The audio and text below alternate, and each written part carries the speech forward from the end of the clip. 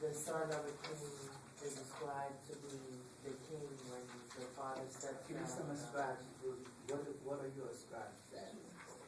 Gender. A daughter. Your daughter, okay, or your girl, or female, or whatever. What else? You said. I don't want to say gender is basically ascribed. Okay? Sex is ascribed. You understand the difference? Gender is something that society, and that's why we are sociologists, okay? Gender is something that is a compilation of things that's a social construct. That we decide this is the way this particular sex should act. That's their gender role. Okay? But sex is subscribed. You're either male or you're female, and in theory you can't change that. Not that you can't, but in theory you can't change that. Okay? And for 99.5% of the world, it's sex. Okay? Alright. Now, so we could say that sex, ethnicity, is ascribed. Okay? All of those things, there's nothing you could change. You can't change the fact that you were born in Africa, so you're an African. You can't change the fact that you were born in the United States, so you're an American. Okay? Those are ascribed status. Okay? Now, and in theory, you can't change the fact that you were born a man or a woman or a girl or a boy or male or female, whatever you want to say. Okay? Now, what do we mean by achieved statuses? Those are ascribed. That are immutable. Yes. Somehow like that you get, like that you obtain along the way, so that you earn. For instance, Become like the CEO of a business, you work to get that, so it's given to you. okay, and that can change over time, right?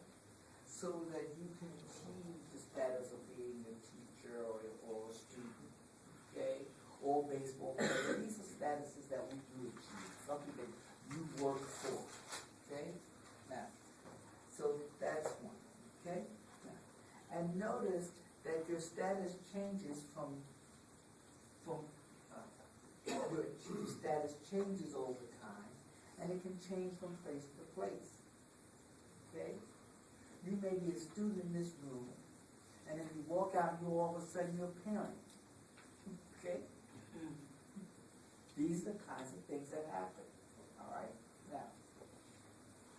Now, all of these, to a large is that, notice too, that we know that there's a role that people play, okay? And roles are set of expected behaviors associated with particular statuses. Roles are formed patterns of behavior that are associated with particular statuses, okay? Now, what do we mean? Well, if you're a student, you know that you have a role to play. Okay? If you're a student, there's a role that you're supposed to play. You don't come in saying, well, I'm going to teach the class today. You know, I've had people say that to me. I say, okay, go on. Okay? But notice that you know that your role is to, one, come to class, read your assignment, do well on your exam, turn in your papers. You know that's what's expected of you. Okay? And you've learned that over time. Okay? And if you look at your situation, you'll see that you know what to do in many, many situations. You know what to do when you go home. If you go home to parents, you know that you have a certain role within the family structure. Okay? And so that's one of the kinds of things we're saying. Notice that these are all patterns of behavior. Okay? Now, please, one of the things that happen is that roles are fine when we know what to expect. But sometimes you get thrust into a situation and you don't really understand what it is you're supposed to be doing. Like if you go to another country and all of a sudden the things that held you instead in one culture, changes when you get to another code. And this could be confusing until you learn how to react to them, okay? Now, what we want to do, if we were to look at what your book calls a micro-level interaction, okay? And finding patterns. And they gave you a term of ethnomethodology. What is that? What is the term? What does that mean? Does it make any sense?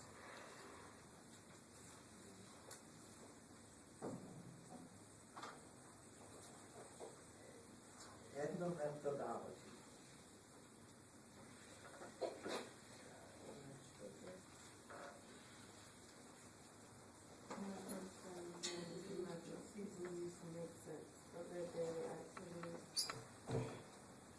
Go on.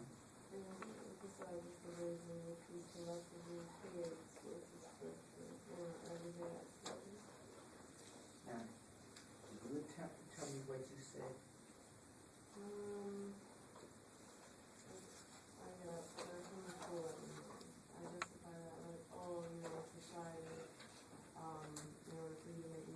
Somewhere you have to have an education, so I would justify me going to school. I'm trying to better myself, so I can get a degree, and that is why I want to better myself. Okay. I can accept that as an example. Okay? Now, what has happened is, notice that we're saying this happens on a micro level. At least that's what the ethnomethodologists say. And notice that what is happening is that from there we say that our patterns of behaviors and things are happening daily. We create them, okay? We create the way that we're going to, that people react. That is, we construct a social order or change a social order by daily routine, okay? You find the way that you relate to people. Now,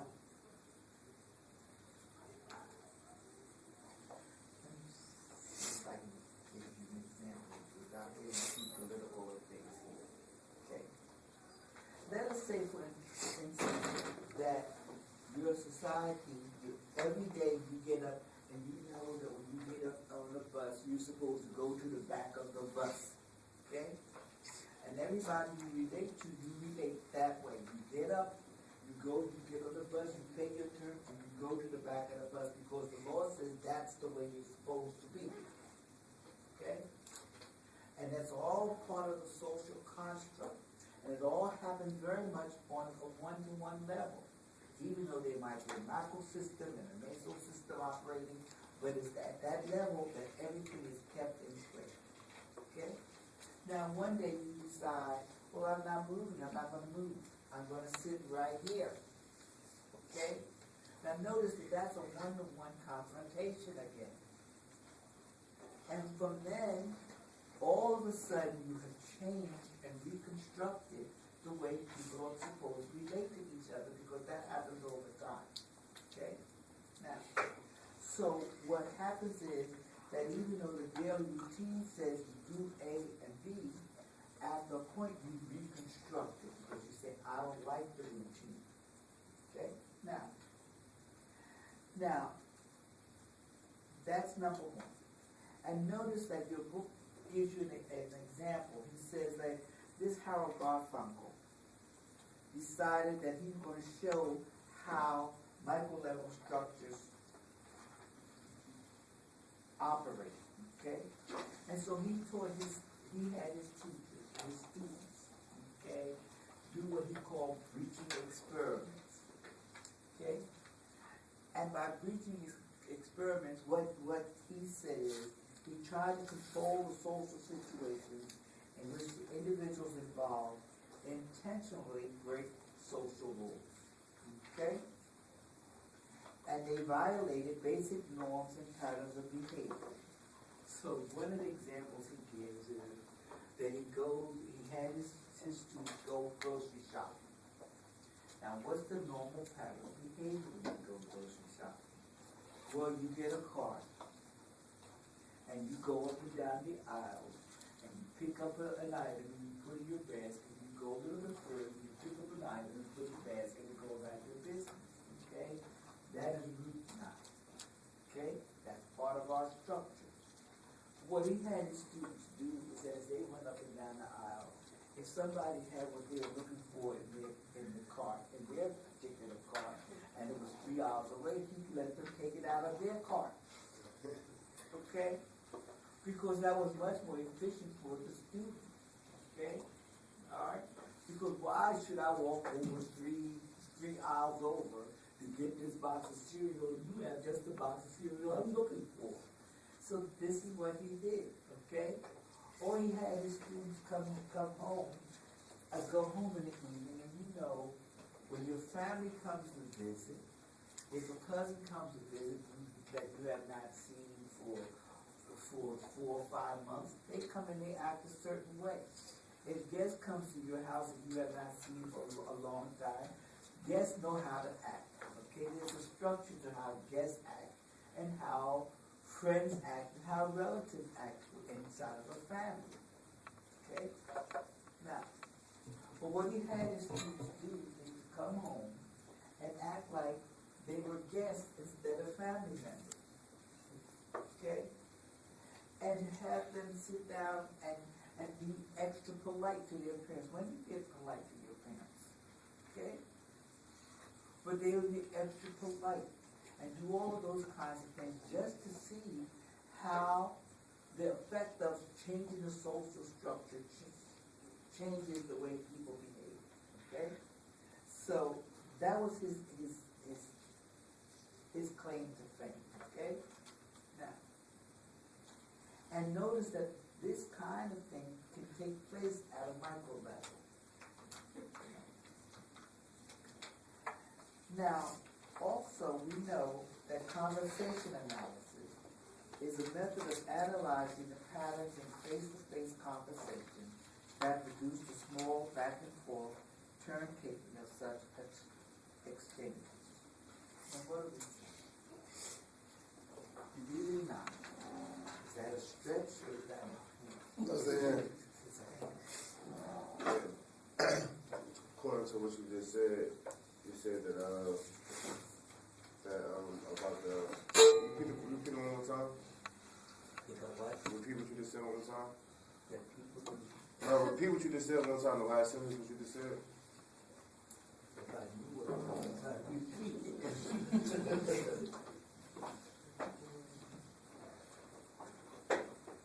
Am I talking about conversation analysis? Yeah, conversation analysis. Okay, it's a method of analyzing the patterns in face-to-face conversation that produce the small back-and-forth turn.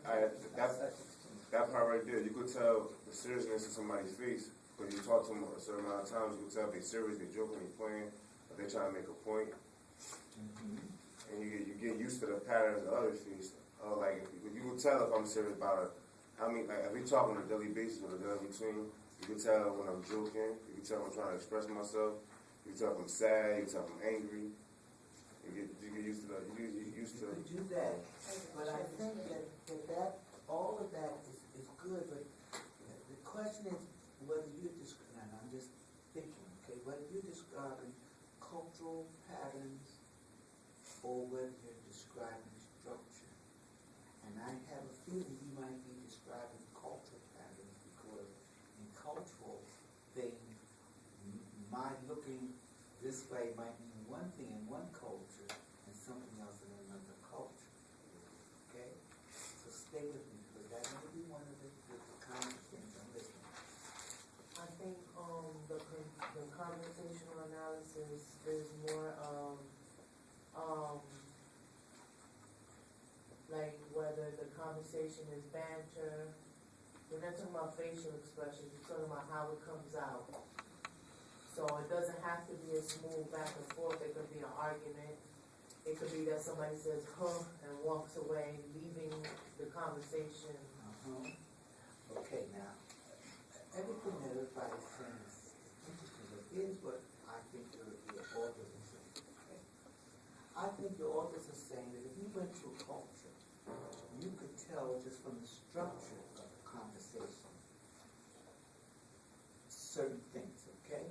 For instance, you notice that you let me sit up here and run my mouth for days, and you decide you want to talk, you raise your hand, okay? That's part of our structure in terms of the conversation, okay?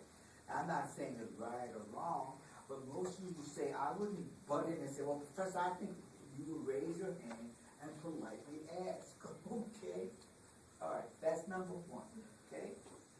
Now, the other thing that happens is that when you're with your friends, you talk in a much more informal way. You use slang, you curse all over the place, you do all these kinds of things, okay? But if you're out in public, in a social or formal situation, all of a sudden everything gets cleared up. You talk differently, okay? The words that you use are different, okay? When you come to class, you hear words coming out of my mouth. You think I'm going to talk to my grandson about ethno-methodology? No. You understand what I'm saying? But you'll see that the conversation says something. I'm listening. Certain conversations fit certain situations. Well, the conversation depends on the situation, but you can also tell status.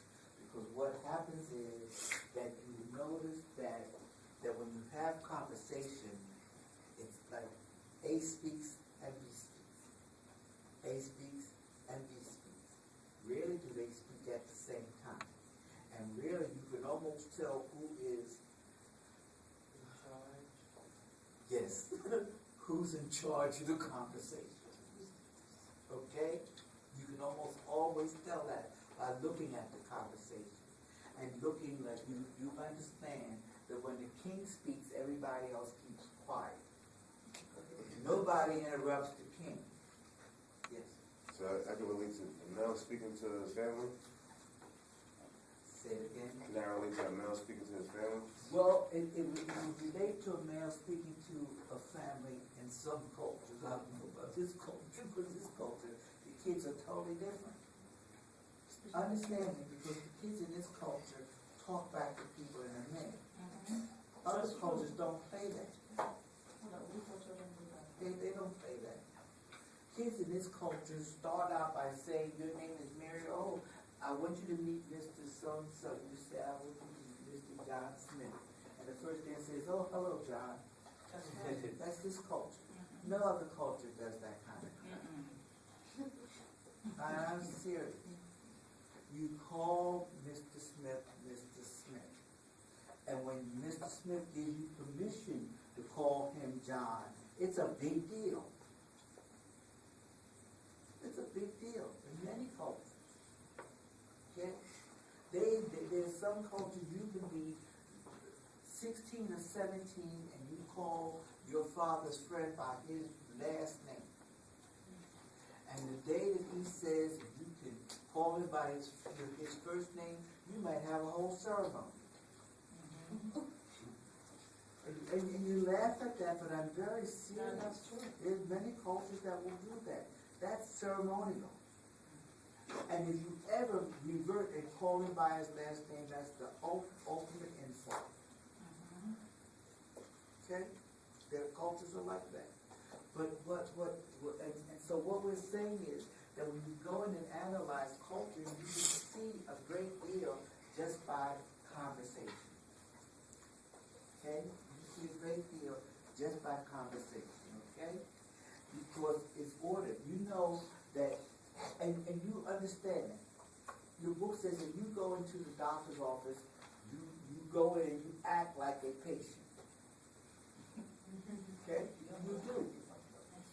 And when you don't act like a patient, you have trouble. Because the doctor can't relate to you acting informally. They're not taught to relate to you that way. You see what I mean?